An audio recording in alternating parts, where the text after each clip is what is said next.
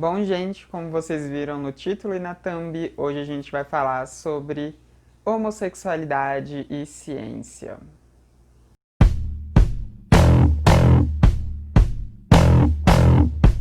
Recentemente, uma professora de biologia resolveu fazer uma live para os seus alunos e nessa live ela falou várias coisas extremamente problemáticas e também mentirosas sobre homossexualidade, sobre LGBTs de uma forma geral, porque tem uma hora que ela também fala sobre transgeneridade.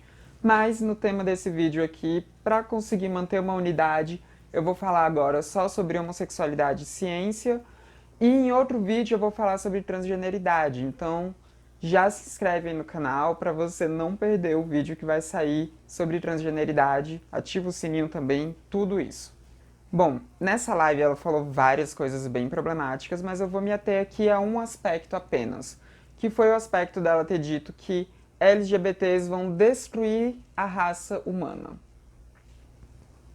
Nossa, quantas vezes eu já não ouvi esse tipo de argumento, né? Mas geralmente era vindo de pessoas religiosas.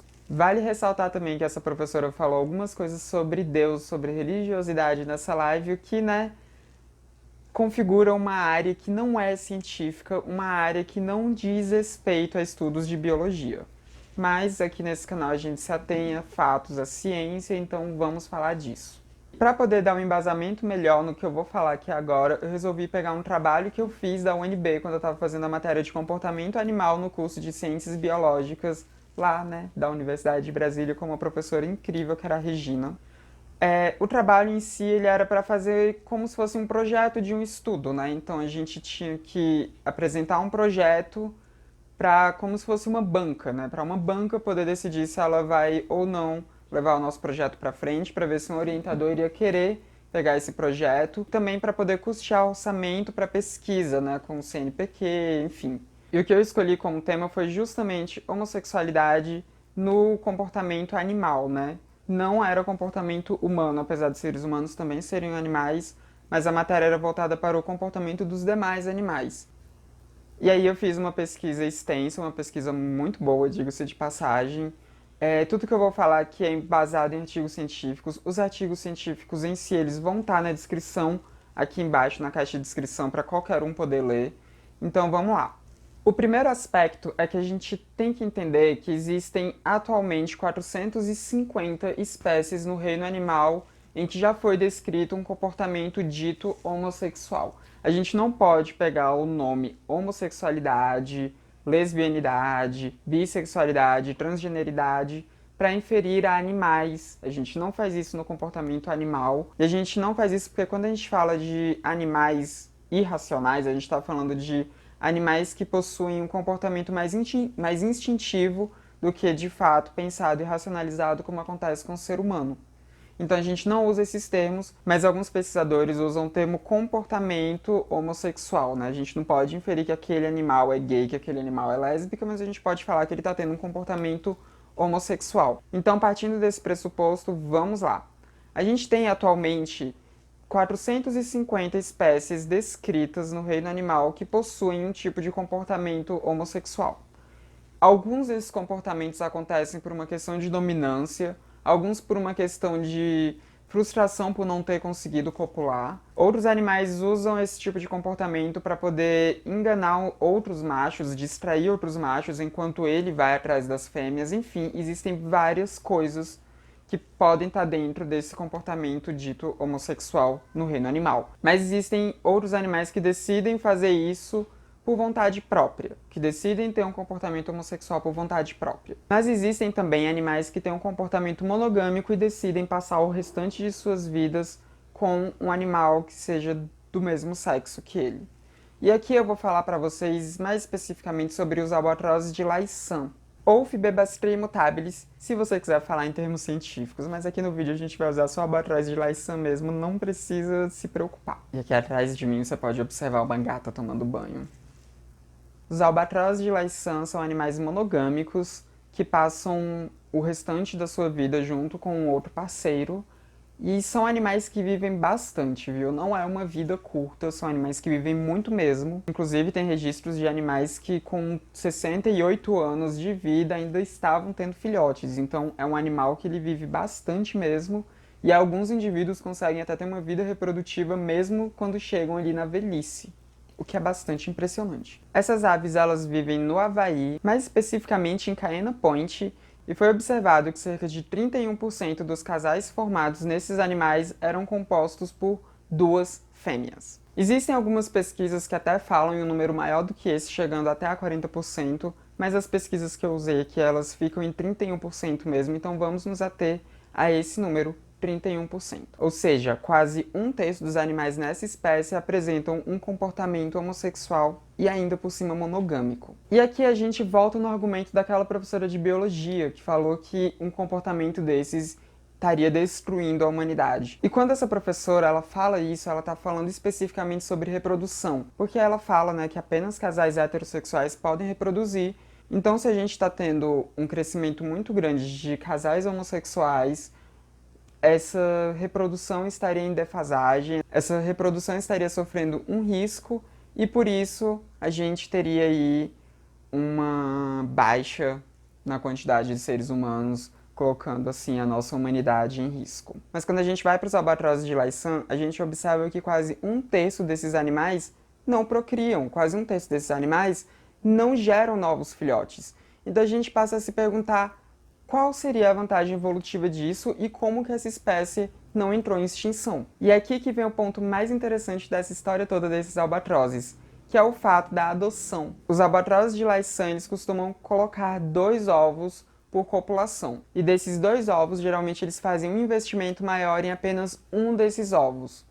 E aí é bem comum que apenas um desses ovos realmente choque, um desses ovos realmente nasça.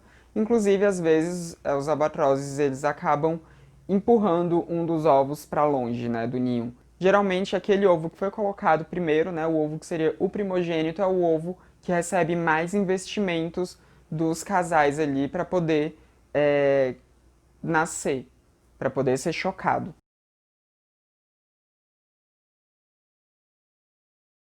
Então, a gente tem aqui um animal que ele deixa ali alguns ovos de lado, né? Ele investe em uns ovos e deixa os outros ovos de lado. E o que acontece?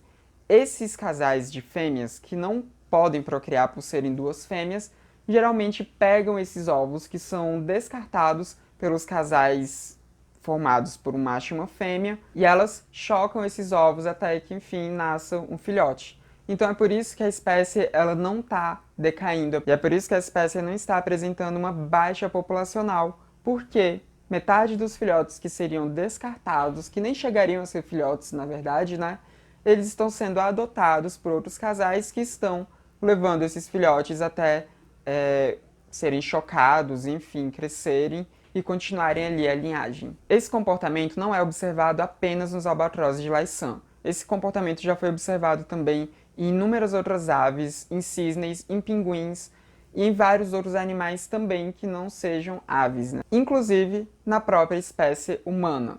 A gente tem, né, muitos casais formados por 2 homens ou por 2 mulheres que têm o desejo de adotar crianças, e aqui no Brasil a gente tem isso permitido. Inclusive, um dado muito importante é que nós temos em torno de 47 mil crianças e adolescentes em orfanatos ou abrigos aqui no Brasil. Então, só no nosso país a gente tem aí milhares de crianças, um número tão grande de crianças e de adolescentes que não têm pais. Esse comportamento animal de casais compostos por 2 machos ou 2 fêmeas cuidando ali de outras crias, né, de crias que não são as deles, é conhecido dentro de comportamento animal como super tios. Porque eles não são animais que geraram aquelas crianças, que geraram aqueles filhotes, mas eles estão ali cuidando. Inclusive, tem algumas espécies que vivem em bando que acontece isso, de alguns animais que preferem acasalar com outros machos, né, de 2 machos ou de 2 fêmeas, acabarem cuidando, ajudando ali os casais que tiveram filhotes, os casais que procriaram, a cuidar desses filhotes. Então, quando a gente para analisar, a gente vê que, na verdade, é vantajoso que a gente tenha em algumas populações, em determinados grupos de animais, alguns casais que não sejam formados por um macho e uma fêmea que possam procriar, né? Que possam, de fato, gerar filhotes. Porque, assim, a gente tem um cuidado maior naqueles filhotes que já foram gerados naqueles filhotes que já tiveram gasto energético para que eles existissem, ou mesmo naqueles ovos, né, que já foram colocados. E quando a gente traz isso para os seres humanos, a gente tem ainda vários outros aspectos que precisam ser observados.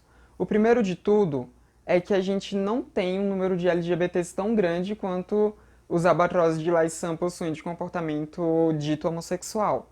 Não, a gente tem ali cerca de 10% de pessoas LGBTs no mundo. Os dados são um pouco difíceis de serem coletados, às vezes eles oscilam para mais, às vezes oscilam para menos, mas eles nunca ultrapassaram 20%. Então a gente tem menos de 20% da população mundial de humanos tendo comportamentos LGBTs, sendo indivíduos LGBTs. Então, mesmo que todas as pessoas LGBTs do mundo decidissem não procriar, decidissem não adotar nenhuma dessas crianças que estão em orfanatos, ainda assim a gente teria a maior parte da população sendo de indivíduos heterossexuais e, portanto, indivíduos que estariam procriando e dando continuidade à nossa espécie. Mas outro ponto que precisa ser levantado aqui é a questão da superpopulação. Nós temos cerca de 7,7 bilhões de seres humanos no mundo. A gente está passando por um momento muito delicado no nosso planeta. A gente está vivendo com aquecimento global, a gente está tendo todas as nossas reservas sendo destruídas, as nossas reservas ambientais sendo destruídas. A gente está vivendo com falta de recurso em diversas partes do mundo. A gente está vivendo com falta de água, com falta de alimentação em diversos lugares do nosso mundo. Então, uma parte da população decidir não procriar, na verdade, não estaria destruindo a raça humana. Talvez estivesse até contribuindo para que o nosso planeta continuasse tendo ali minimamente um pouco de estrutura para aguentar esse tanto de pessoas. Porque esse número aqui de 7,7 bilhões de pessoas é um número muito alto. A gente pode ser considerado uma praga nesse mundo que a gente vive. E é muito complicado quando a gente vê uma professora de biologia tendo esse tipo de discurso, porque é um tipo de discurso que ignora completamente uma boa parte dos artigos científicos que nós temos em produção e já produzidos no meio científico. É um tipo de argumento que ele não leva em conta nada do que a ciência de fato diz sobre comportamento animal e sobre comportamento humano. É um estudo que não leva em conta nem o que a biologia em si diz a respeito disso, né? E quando eu digo biologia em si, eu estou falando de genética, eu estou falando de epigenética, eu estou falando de embriologia, eu estou falando de inúmeras áreas da ciência que corroboram, sim, a existência biológica de pessoas LGBTs. Porque quando a gente vai falar de comportamento animal, e sim, se LGBT é um tipo de comportamento animal, a gente está falando sobre algo que é sociopsicobiológico. Porque quando a gente fala de seres humanos, a gente não pode separar apenas um desses aspectos para poder falar de qualquer tipo de comportamento.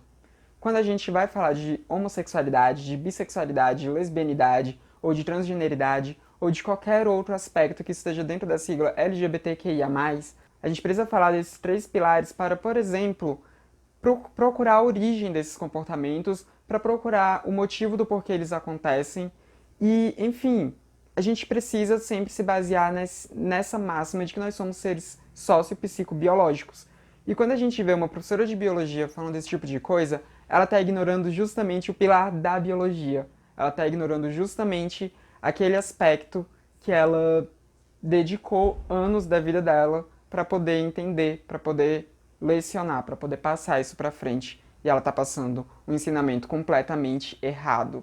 Um ensinamento que não tem embasamento científico na nossa ciência moderna, na ciência que é feita hoje em dia. Na verdade, nem hoje em dia, porque muitos artigos científicos que falam sobre os super tios, ou que falam sobre embriologia das pessoas LGBTs, eles são de antes desse século até, né? São ainda do século XX. Então essa pessoa está completamente defasada mesmo, né? Ela está ali com o pensamento de como a ciência era feita, não sei, no século XVIII talvez, e querendo bater martelo sobre o que a gente entende sobre biologia hoje em dia no século XXI. Bom, eu espero que eu tenha conseguido me fazer entender aqui. Eu espero que eu tenha falado com clareza.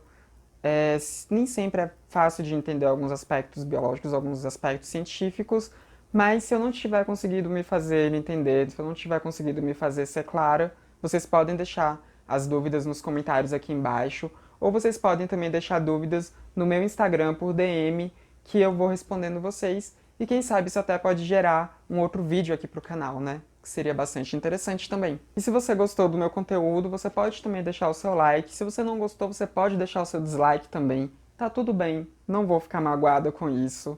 E se você quiser se inscrever no canal também, eu vou ficar bastante feliz. E é isso, acho que eu já fiz toda a minha indicância de youtuber e acho que eu não tenho mais nada para acrescentar nesse assunto, nesse vídeo em questão. Então, a gente se vê na próxima. Até mais!